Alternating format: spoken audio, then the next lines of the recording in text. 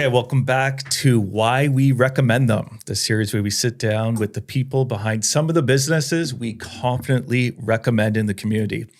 Today, we're talking about something almost everyone thinks about, but a lot of people avoid talking about: money, financial stress, planning for the future, and finding someone you actually trust guide you through it. Joining us today is Juliane Goyette from Riverwalk Wealth. And what we love about Riverwalk is that they don't treat financial planning advice like a transaction. Their approach is much more relationship-driven, educational, and long-term, helping people feel more confident and less overwhelmed when it comes to their finances. So today we wanted to sit down with Juliane, learn more about her story, how she approaches, and what people should really be looking for when choosing a financial advisor. Welcome. Thank you. Okay, people watching, listening to this for the first time, what do you do? What do you help people with? I know it's like a big question, but just, general, what do you do? Well, in a nutshell, I'm a financial advisor, investment professional. But basically, when I look at it, I'm helping people meet their goals financially and have a clearer picture of where they want to be in the future and help them save to reach those goals. So we try to provide clarity, basically. And how did you get into the industry, into the space? Yeah. So my father started our business 42 years ago, and I was 12 years old and started working for him then. I've never worked anywhere else, and he retired in 2018. And then I was lucky enough to continue on the family tradition and deal with clients who we've had for 42 years, them and their children and grandchildren. I was going to say, when you have 42 years, it's multi-generational at that point, we're right? I think we're going on to our 6th generation when we look at like an RESP situation. That's amazing. Yeah. In this industry, why, when money comes up, some people are like, ooh, scared. They don't want to talk about it. They don't want to share it, even though it's like the core driver of everything in our life and, our world. Why do you think that is? I think it can be very intimidating, and not everyone knows about investing because we don't really learn it in school. So that's one task that we really take to heart, is really educating people and teaching them. And it's in a non-judgmental, if you only have $25 a month to start, that's where we start with. We're not looking for the big accounts or whatever. We're there to help you and grow your own wealth. Because everybody has to start somewhere.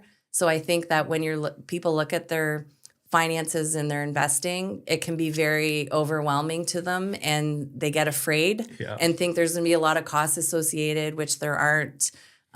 So I think they get afraid to go talk with someone like me, thinking, oh, I need a huge account to go talk to them, and I don't understand it, so I don't want to feel stupid. It's like...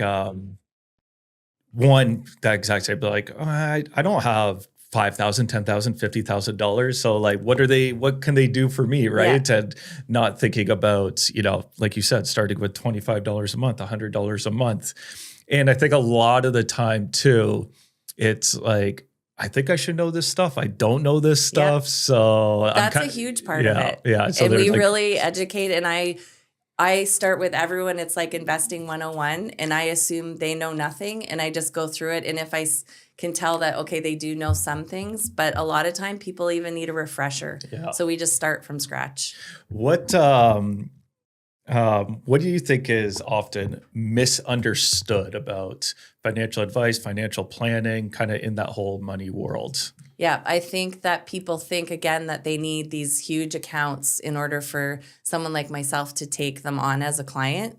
I think that they think they have to do these big, fancy investments. We can start with a high-interest savings account, a GIC. It doesn't have to be fancy investments. So I think that it can be really overwhelming for people. Yeah. I said to your business partner, Brian, I'm like, I no longer have any money because I just built a house. But as soon as I start making money again, I'm going to you. And I also said after that, I'm like, I want the full risk on portfolio. Elisa's always been so safe, and she's just like, let it grow slow, the proper way to do it, right? But I'm like, let's just. Well, there's definitely times where you can have money. Like if you're planning for your retirement, someone like at your age, go for the more risk in it. Go into things like mutual funds and ETFs that will potentially make you more because you're not going to need it in the short term. Yeah, we have the benefit of time when you need to recoup it. And that's one thing that we specialize in is helping you meet those goals and knowing what each amount of money you have is going to be for. It's got to be amazing to have someone come in that hasn't grasped the power of compounding and actually see that get played out in 10, 15, 20 years, right? Because it kind of breaks our brain of compounding. And what is it? It's like the greatest thing ever invented or something, some saying like that is compound interest. It's funny you say that because just yesterday I had a client call me and say, what's my account balance at? And then I gave her the balance. She goes, how do I have that? And I said, because you started saving like 10 years ago and you've been adding to it consistently. And that's how it's grown. Yeah. And it's just like, So when someone starts working you, what do you hope that they feel quickly, right? When someone new comes to you, maybe they're scared, maybe they don't, maybe they had a bad experience with someone else. How do you hope that they feel? I hope that community is a huge part of my personal feelings. And I hope that they feel my sense of community and that they're entering our community within my business. I hope that they feel comfortable and that they know that there is no judgment and that we can come up with a strategy that's going to make them feel most comfortable. Because a lot of times people think, oh, I'm afraid to invest my money because I don't want to lose it. That's where we talk about your comfort level and figuring out what your true goals are. But I want to also have them know that we're all a family and we're going to be there for every step of the way. Because we go through so many experiences in life and your finances are a huge part. So we play a big part in that where we're helping you save for your first home.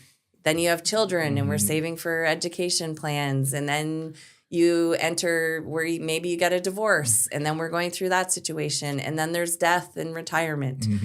So there's so many different levels of what we go through with people. And so it's a really nice journey to go on with people. Yeah, there's so many like life cycles in the game of life, right? And as you kind of go through it and you walk your walk hand in hand with them, which kind of leads me to the next one. And lots of financial advisors, planners out there, right? What makes a bad one? I think I would assume they're just like transactional. You're just like a number on it and not have the personal approach of it. Yeah. Would you say that, or is there any red flags that people should like kind of watch out for? Well, it's people that are putting you in products that you yourself don't necessarily understand and can be kind of more than what you're really needing because they're doing it to make money for themselves.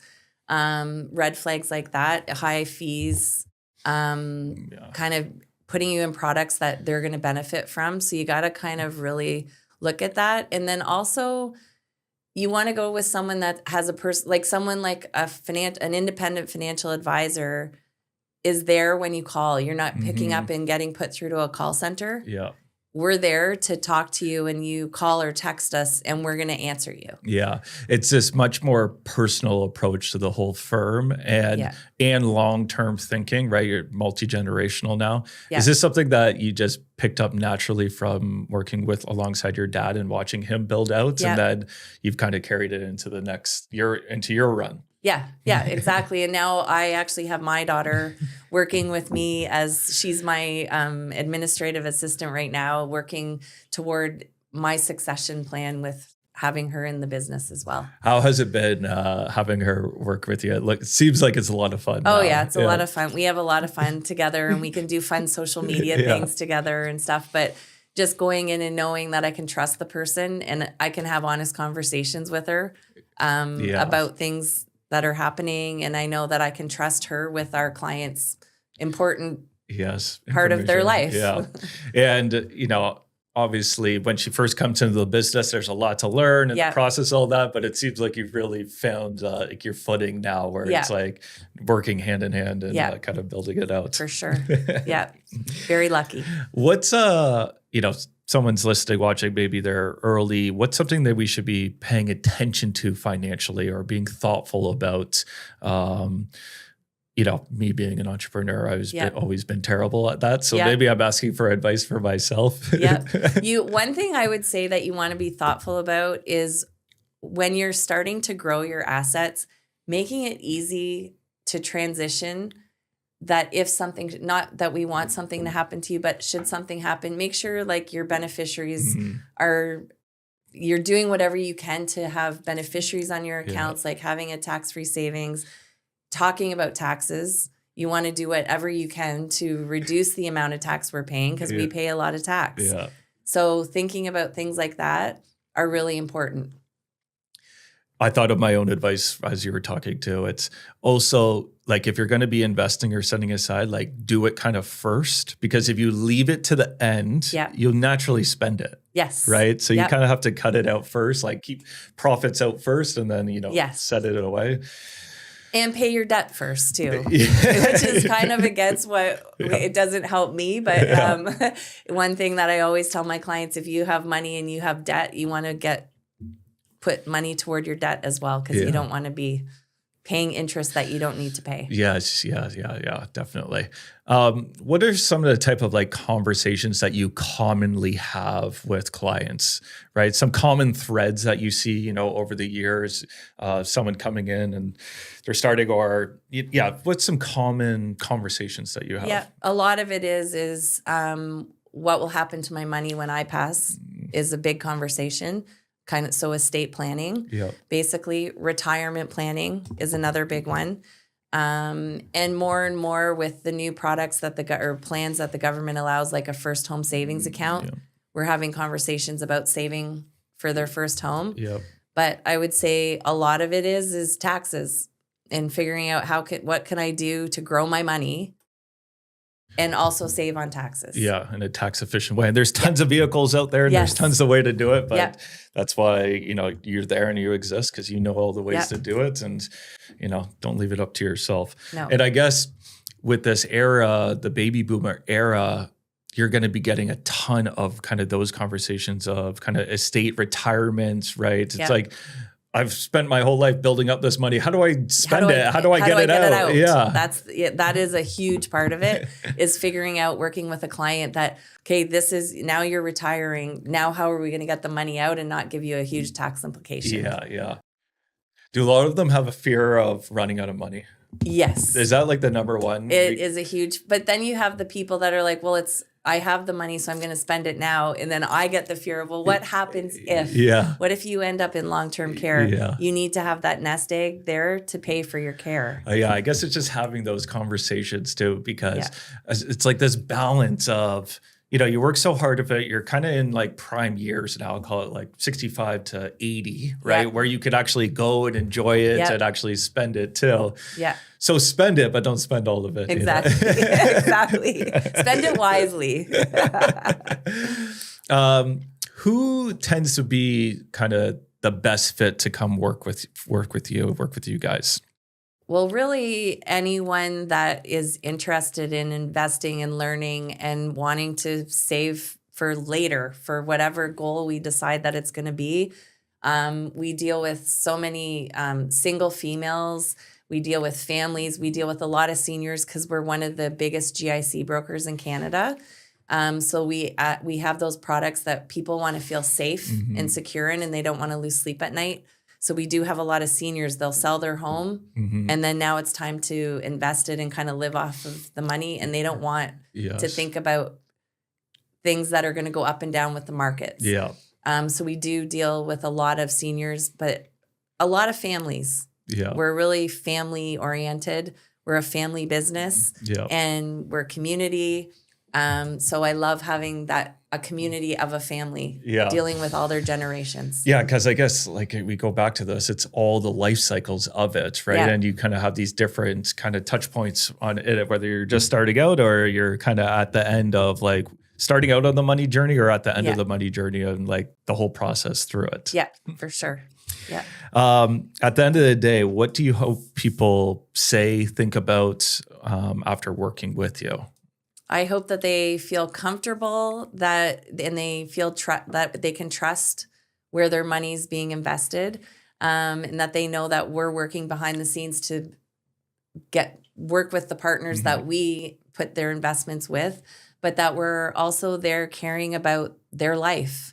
And we do build those relationships to know that, oh, you just bought a house, congratulations, or your daughter's getting married, or just knowing that we're developing a relationship. It's not just about what is your money invested in. We're worried about that for sure. That's high on the list, but a lot of it is I hope they walk away feeling like, okay, I feel comfortable. Much more human approach to it all. Yes, much more human approach. So someone's watching, listening, and they're thinking about it or thinking about making a change. Like, what's first step? Just reach out, have a conversation with you, come sit down and just, kind of be like, this is where I'm at. This is what's going on. And then, we kind of go from there. Okay. Yep. Okay. Thank you so much. Thank you. We're proud to recommend you. Thank you. And bye-bye. Bye-bye.